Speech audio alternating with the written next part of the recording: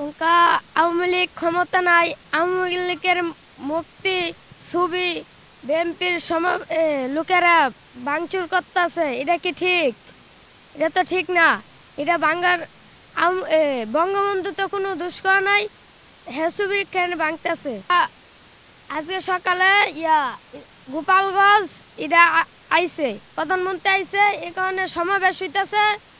কেন কই প্রধানমন্ত্রী দেশে আসছে? হ্যাঁ, কোথায় আসছে? গোপালগঞ্জ। গোপালগঞ্জে? জি, উনকা আওয়ামী লীগের সমাবেশ হইতেছে।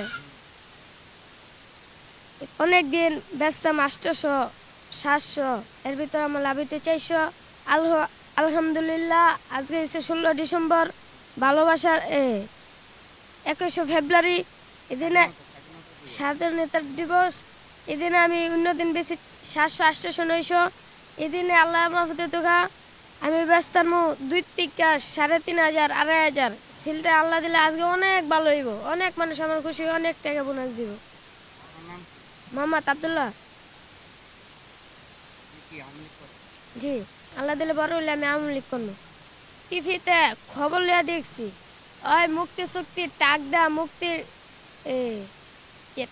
কেলা মেলা ফালাই দিয়েছে, মুক্তি দি সবখানে ভাঙচুর, এটা তো ঠিক না। এটা করতেছে আপনার বিএনপির লোকেরা, এটা অত বেশি জানি না।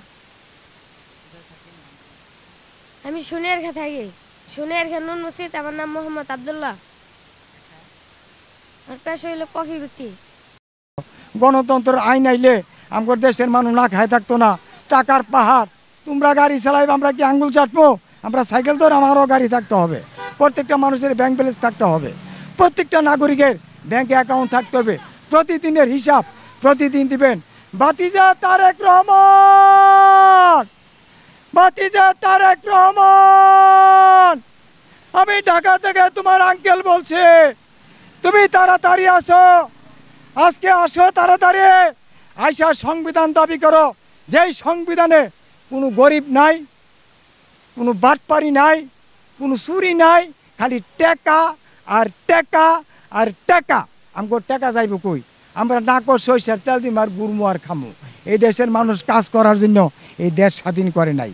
এই দেশ স্বাধীন করছি শুধু নাকে সরিষার তেল দিয়ে ঘুমামু আর বাজারও গাড়ি লমু, হুন্ডা চালামু, আমার মনে যেটা চাই ডি করবো। দেশ আয় আছে, এই দেশ কোনো গরিব না, দেশে প্রচুর আয়। যদি আয় না থাকতো এই চুরের ঘরের চুরেরা টাকাগুলি কই নিত? হ্যালো মিস্টার ডোনাল্ড ট্রাম্প, আপনাকে আমাদের বাংলাদেশের মহান বিজয়ের পক্ষ থেকে সম্মান জানাই।